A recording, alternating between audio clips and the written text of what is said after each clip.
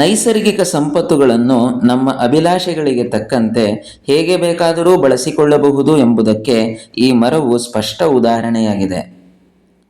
ಇದರ ಉದ್ದನೆಯ ಕಾಯಿಗಳನ್ನು ಹೊಡೆದಾಡಲು ಉಪಯೋಗಿಸಬಹುದು.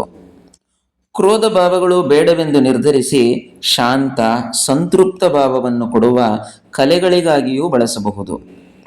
ಈ ಕತ್ತಿ ಮರದ ಕಾಯಿಯ ಮೇಲೆ ಚಿತ್ರಕಲೆಯು ಹೇಗೆ ಮೂಡಿ ಬಂದಿದೆ ನೋಡಿ.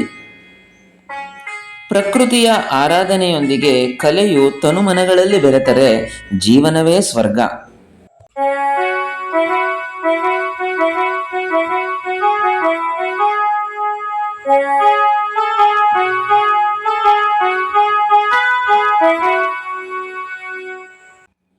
ಮಡಗಾಸ್ಕರ್ ಮೂಲದ ಈ ವೃಕ್ಷವು ಆಫ್ರಿಕಾ, ಏಷ್ಯಾ, ಅಮೆರಿಕ ಹಾಗೂ ಆಸ್ಟ್ರೇಲಿಯಾ ಖಂಡಗಳಲ್ಲಿ ಕಾಣಸಿಗುತ್ತವೆ. ಮದುವೆ, ನಾಮಕರಣಗಳಂತಹ ಶುಭ ಸಮಾರಂಭಗಳಲ್ಲಿ ನಾವು ಪುಷ್ಪಾಲಂಕಾರಕ್ಕಾಗಿ ಲಕ್ಷಾಂತರ ರೂಪಾಯಿಗಳನ್ನು ಖರ್ಚು ಮಾಡ್ತೇವೆ. ಆದರೆ ಈ ಮರದ ಗಾಢ ಕೆಂಪು ಮತ್ತು ಕಿತ್ತಳೆ ಬಣ್ಣದ ಹೂವುಗಳು ಏಪ್ರಿಲ್ ಮತ್ತು ಮೇ ತಿಂಗಳುಗಳಲ್ಲಿ ಊರಿಗೆ ಊರನ್ನೇ ಮಧುವಣಗಿತ್ತಿಯಂತೆ ಶೃಂಗರಿಸುತ್ತವೆ. ಹೂವುಗಳಿಂದ ನೈಸರ್ಗಿಕ ಕೆಂಪು ಬಣ್ಣದ ಡೈಯನ್ನು ಪಡೆಯಬಹುದು.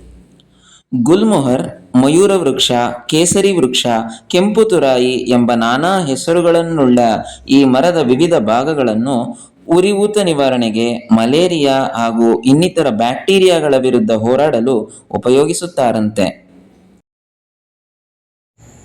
ನೆರಳನ್ನು ಪಡೆಯಲು ಮತ್ತೊಬ್ಬರು ಸಸಿ ನೆಟ್ಟು ಬೆಳೆಸಲಿ ಎಂದು ನಿರೀಕ್ಷಿಸುವುದನ್ನು ಬಿಟ್ಟು ಸ್ವತಃ ನಾವೇ ಗಿಡಮರಗಳನ್ನು ಬೆಳೆಸಲು ಯತ್ನಿಸೋಣ. ಒಂದು ವೇಳೆ ಬೆಳೆಸಲು ಸಾಧ್ಯವಾಗದಿದ್ದರೆ ಬೆಳೆದು ನಿಂತ ಮರಗಳನ್ನು ಕಡಿಯದಿರಲು ನಿಶ್ಚಯಿಸೋಣ. ಅದೇ ನಾವು ಶೃಂಗಾರಗೊಂಡ ಭೂರಮೆಗೆ ನೀಡುವಂತಹ ಮಹೋನ್ನತ ಉಡುಗೊರೆ.